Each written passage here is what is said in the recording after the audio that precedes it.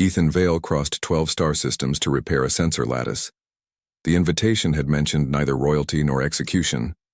Yet there he was in the Alari throne hall while many long-eared nobles watched him. The palace smelled of rain and something floral. His translator called victorious moon blossom, though Ethan thought it smelled like expensive soap. At the far end sat Queen Seralyth, elegant golden hair framing pointed ears beneath a blue crown. Beside her stood a girl in white beside her attendant. Her silver eyes were unfocused. Blind, Ethan realized. She looked bored by the entire court. "Human engineer Ethan Vale," announced the herald.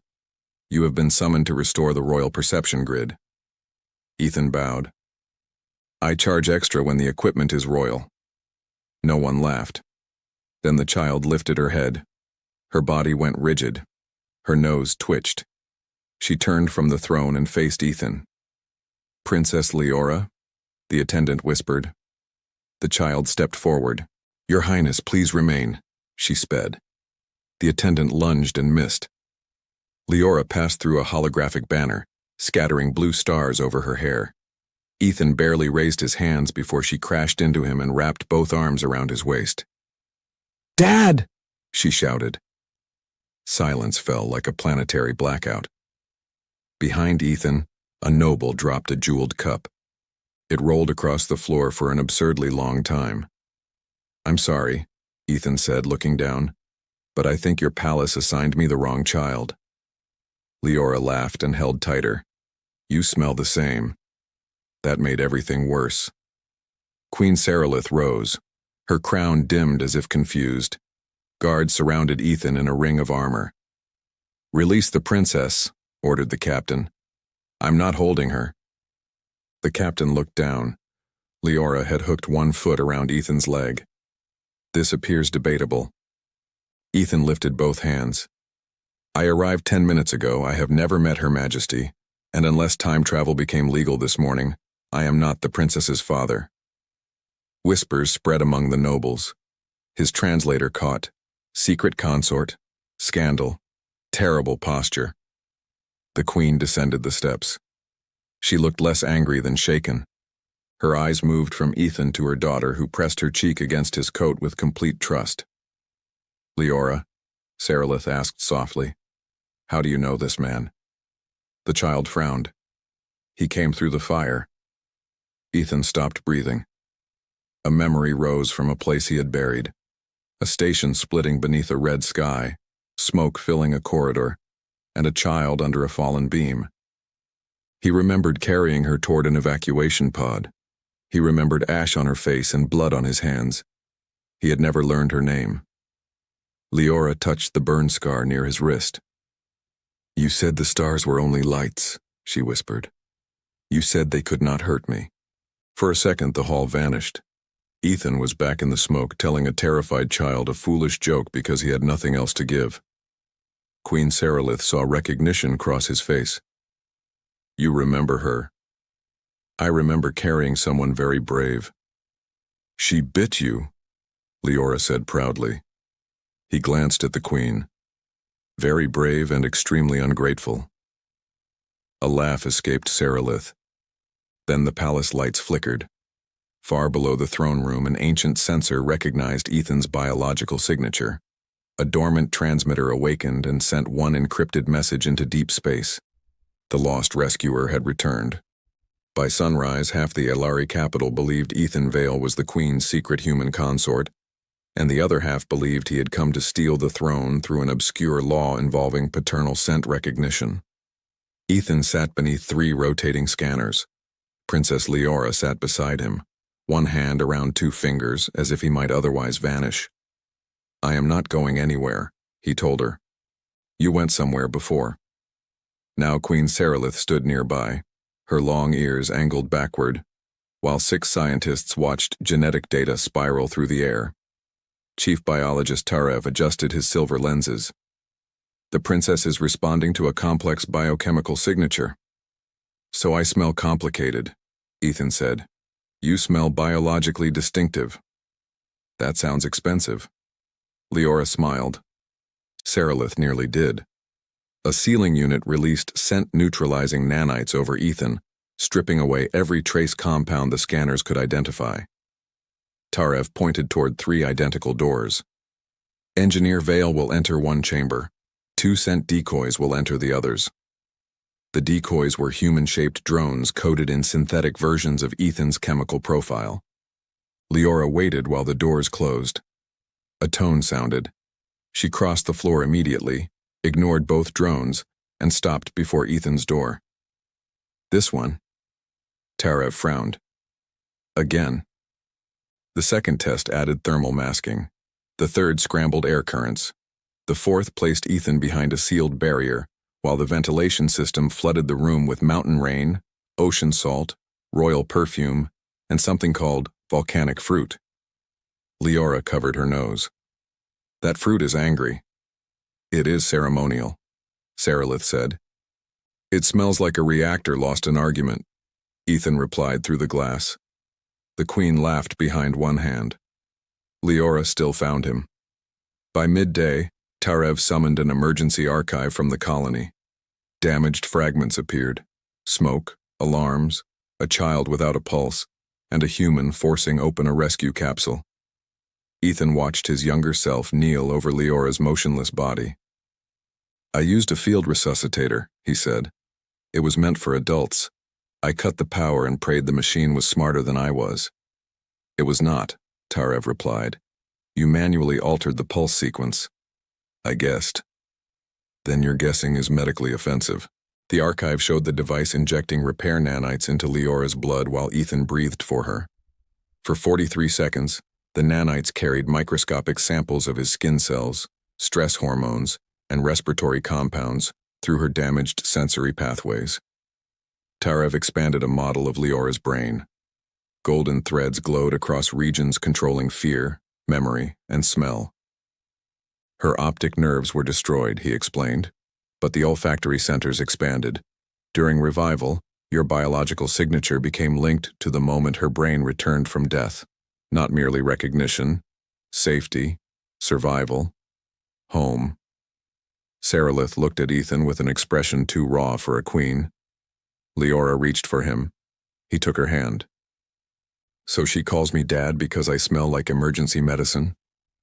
No, Tarev said. She calls you Dad because her mind gave your scent the meaning others give to a parent's voice. Silence settled over the chamber. Then a warning symbol flashed red across every wall. Someone had accessed the sealed rescue archive from outside the palace. A second message followed, encrypted and unsigned. Remove the human before the princess remembers more. The warning remained suspended above the laboratory table, its red letters reflecting in Queen Seralyth's eyes. Remove the human before the princess remembers more. No signature followed, only a strand of shifting code that folded into itself and vanished before the palace security intelligence could seize it. Chief Biologist Tarev stared at the empty air with personal offense. Whoever sent that message used a dead military cipher.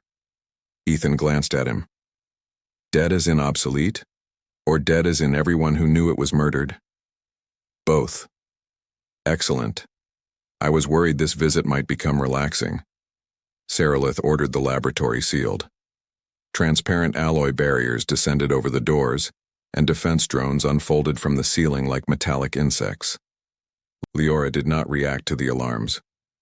She remained close to Ethan, tracing the scar on his wrist with careful fingers. They are afraid of what I remember, she said. The Queen knelt beside her. Do you remember anything else from the colony? Liora tilted her head. Her long ears shifted toward the distant hum of ventilation shafts. Fire, a broken song, someone crying behind glass. Ethan remembered no song.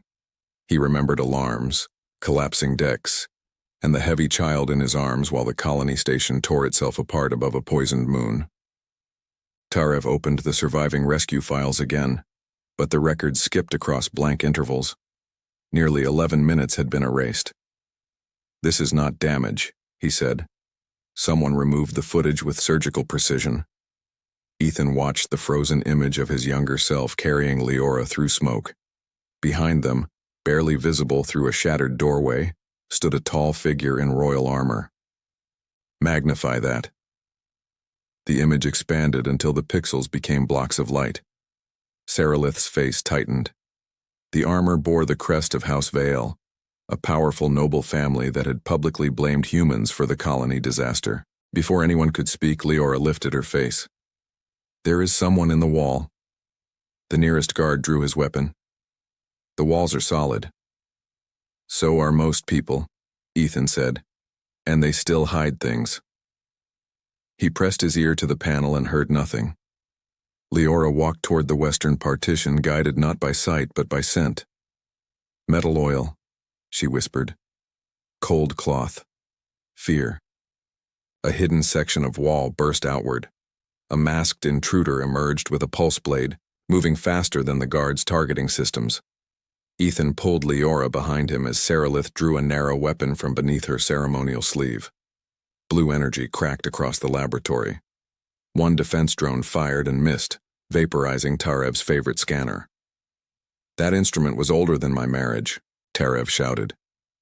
Was the marriage equally fragile? Ethan asked as he overturned the table. The intruder lunged. Seralyth met the blade with her own, their weapons shrieking in a shower of violet sparks. For a queen dressed in silver silk, she fought with unsettling efficiency. Ethan grabbed a scent decoy from the earlier experiment, activated it, and hurled it across the room. The intruder turned instantly toward the false human signature. Liora did not. Wrong, Dad, she said. The distraction lasted 1 second, but Seralyth needed less. She struck the attacker's wrist, disarmed him, and pinned him against the sealed barrier. The guards removed his mask. Beneath it was an Alari man with the crest of House Vale burned into his cheek. He smiled through blood. The child was never supposed to survive. Seralyth's blade moved closer to his throat. Explain. Instead, a black pulse traveled beneath his skin. Tarev shouted a warning, but the assassin's body dissolved into gray ash before they could stop it. Only a small memory crystal remained on the floor. Ethan picked it up with insulated forceps. The crystal activated at his touch and projected a fragment of hidden footage into the room. A woman's voice whispered through static. If the human saves her, erase the child's memory. She must never remember the gate. Liora clutched Ethan's hand. Far beneath the palace, something ancient responded to the word gate, and the entire capital trembled. The tremor rolled beneath the palace like a giant turning in its sleep. Crystal lamps swung from the laboratory ceiling. Defense drones collided with one another in panic, and a long crack split the polished floor between Ethan and Queen Seralyth. From somewhere far below came a sound too deep to be called machinery, and too measured to be called an earthquake. It pulsed once, paused, then pulsed again like a heart remembering how to beat. Liora tightened her grip around Ethan's hand. The gate heard me, she whispered. Seralyth dismissed every scientist except Tarev and ordered the royal guard to seal the lower palace. The captain hesitated. Your Majesty, the foundations predate the Empire. There are no complete maps. Then bring incomplete maps. We have 712. Ethan glanced at him. Your civilization invented faster than light travel but never discovered filing cabinets? We discovered them, the captain replied. Then nobles began using them. Within minutes, a holographic model of the palace floated above the damaged table. Beneath the familiar towers and gardens stretched a chaotic web of forgotten chambers, collapsed transit shafts, ceremonial vaults, and structures marked only with ancient warning symbols. At the deepest point, directly under the throne room, rested a perfect black sphere. Tarev enlarged it. This chamber does not appear in imperial records. That is usually what forgotten means, Ethan said. It appears in records older than the Empire. Seralyth studied the sphere in silence. The first Alari rulers had built their capital around ruins left by an unknown civilization, but royal historians claimed the structures were empty. Now, faint blue lines were spreading outward from the buried chamber, connecting to palace power systems that had not existed when it was constructed. Liora touched the hologram. The moment her finger passed through the sphere, A hidden route illuminated. No one spoke. "I know the way," she said. Seralyth's long ears lowered. "You have never been beneath the palace." "I dreamed it." "That is not reassuring," Ethan murmured. They descended through a maintenance lift guarded by 4 soldiers and 2 hovering sentry orbs. The lift stopped after 80 levels, though the control panel insisted only 40 existed. The doors opened onto a circular tunnel lined with metal that swallowed the guards' lights instead of reflecting them. Liora walked without hesitation. The air grew colder as they followed her. Ancient symbols awakened beneath her feet, glowing one after another. Ethan smelled ozone, dust, and the faint mineral scent of sealed places. Liora smelled far more. "Someone came here recently," she said. The captain raised his weapon. "How recently?" 3 days, maybe 4. He had burned skin and used sweet oil to hide medicine. Tarev frowned. "That is disturbingly specific. He also ate sour root. That is less useful." "It is useful if we find someone with terrible taste," Ethan said. They reached a doorway without hinges or seams. At its center was the outline of a child's hand. Liora placed her palm against it. The metal softened around her fingers, reading bone structure, blood chemistry, and something deeper hidden in the patterns of her nervous system. A voice spoke in an extinct dialect. Tarev's translator failed, but Ethan's damaged field implant rendered a broken phrase. "Ear confirmed. Memory key incomplete."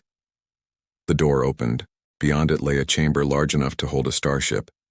In its center stood a ring of black material suspended above a floor covered in silver dust. There were no cables, engines, or controls. Yet stars moved inside the ring, not as an image, but as a window into somewhere else. Liora released Ethan's hand and stepped forward. Seralyth caught her shoulder. "No." The ring brightened. A fragment of memory struck Liora so suddenly that she cried out. Ethan caught her as her knees failed. Images flashed across the chamber walls. The burning colony, soldiers wearing house veil armor, and a woman carrying infant Liora toward a smaller version of the same gate. The woman turned toward the recording. It was Seralyth, or someone with her face.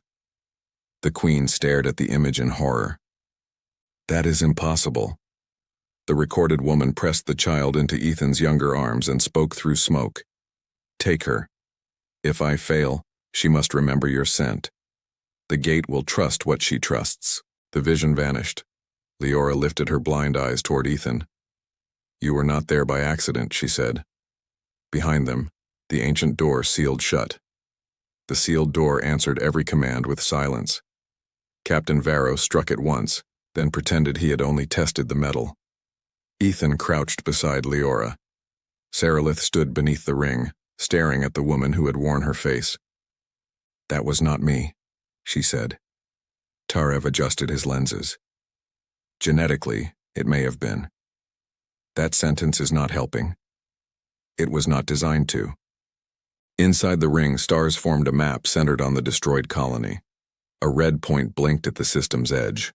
Liora turned toward it. "Someone is coming." The chamber spoke, and Ethan's implant translated. "Trust anchor present. Air present. Pursuit fleet detected." A tactical projection filled the air. 7 warships emerged beyond the capital's defense perimeter. House Veil insignias appeared. Seralyth's face hardened. "They brought a fleet into my sky." Ethan glanced at the sealed door. "Technically, we are under your floor. No one appreciates accuracy during treason."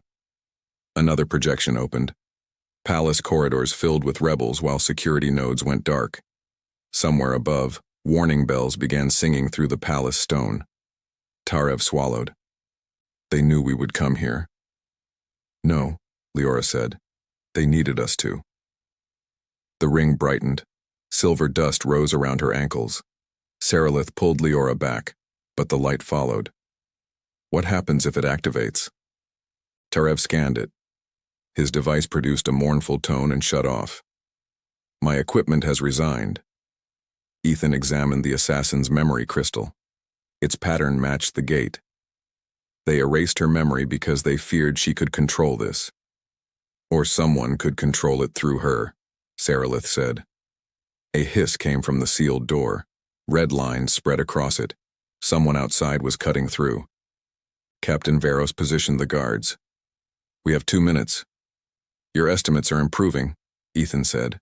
"I have been practicing pessimism." Liora released Ethan's hand and stepped toward the ring. He caught her before she crossed the silver circle. "You said the gate trusts what I trust," she whispered. "If I am the key, you are the lock." That metaphor feels badly engineered. She smiled, though fear trembled beneath it. "Dad, I remember the woman now." Seralyth flinched but stayed silent. She was not Mother. She smelled the same but older, sadder. She said she crossed time to stop a war. Tarev stared at the ring. A temporal relay.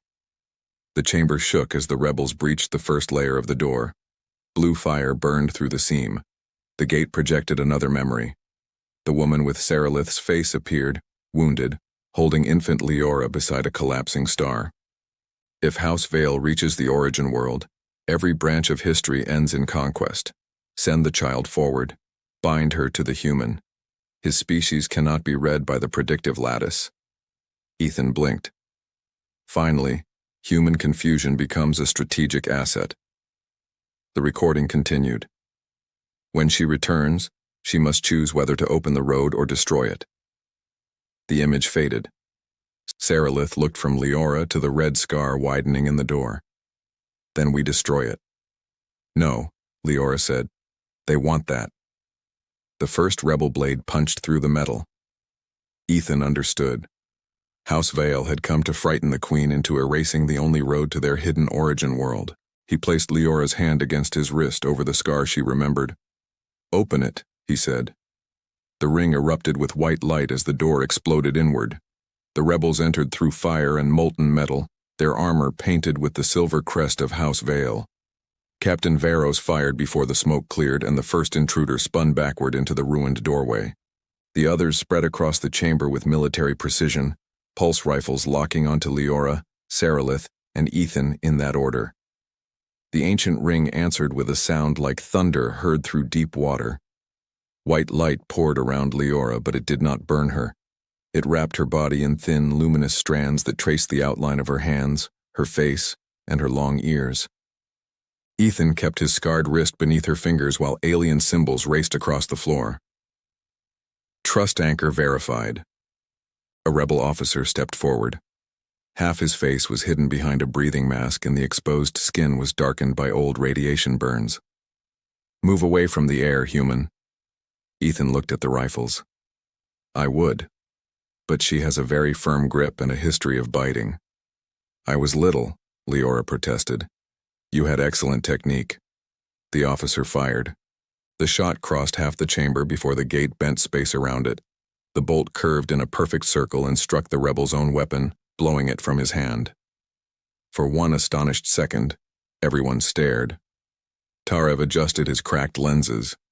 "The machine appears protective." "Wonderful," Ethan said. "Ask it whether it protects against bad decisions." Seralyth drew her energy blade and moved before the rebels recovered. She cut through one rifle, struck another soldier beneath the jaw, and turned with the smooth brutality of someone who had been trained from childhood, never to look hurried while defeating assassins. Varos and the guards formed a wall around Liora, blue fire flashing between black pillars. The ring opened.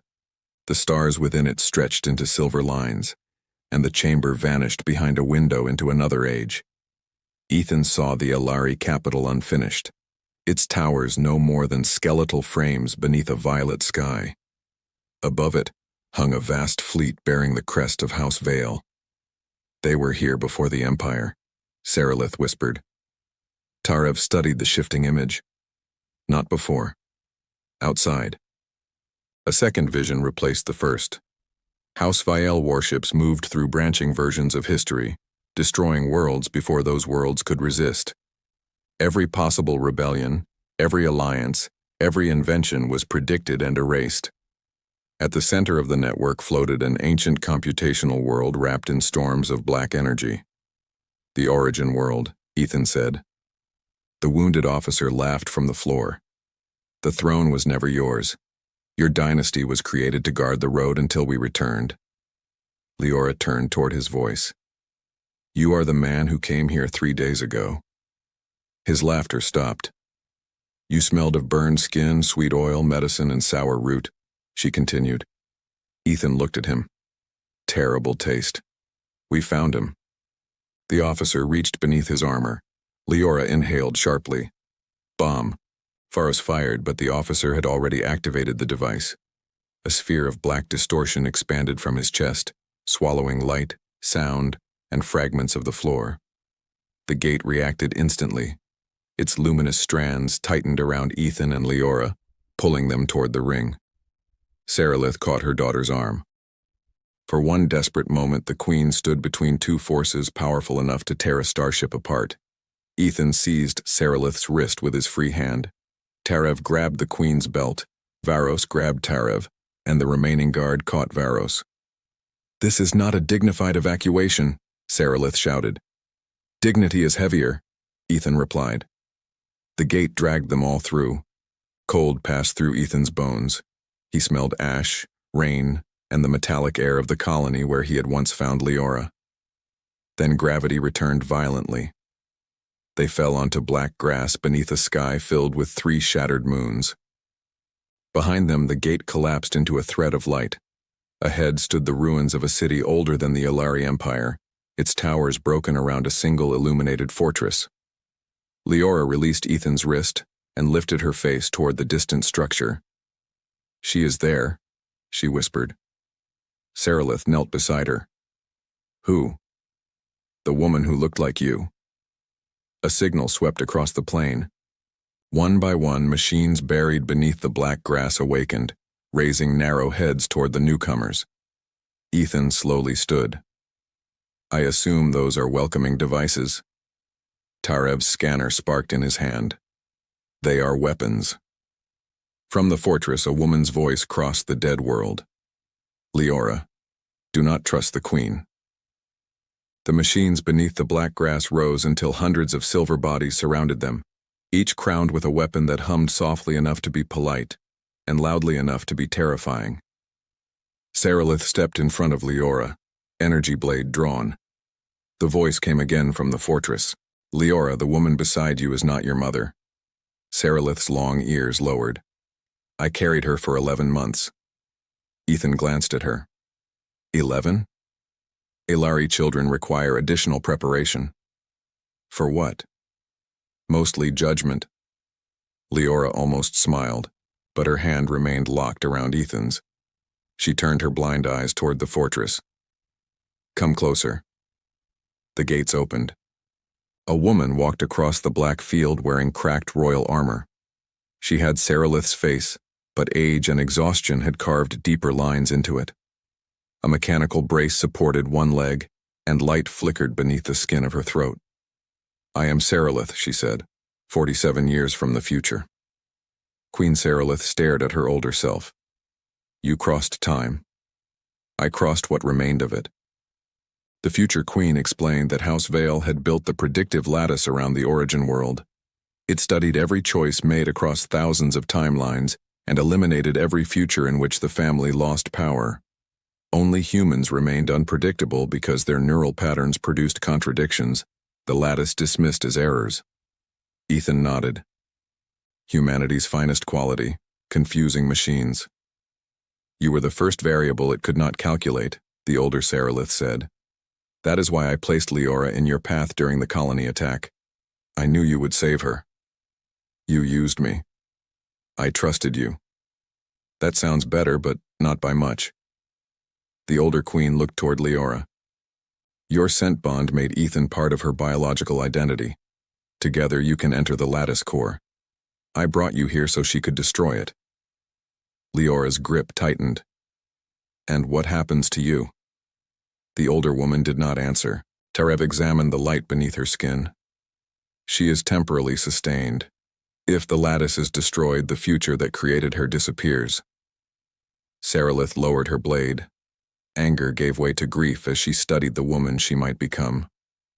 You sacrificed a child's memories, manipulated a human, and waited alone on a dead world. I did worse, her older self replied. I became so afraid of losing Liora that I treated her like a key instead of a daughter. The fortress awakened behind her.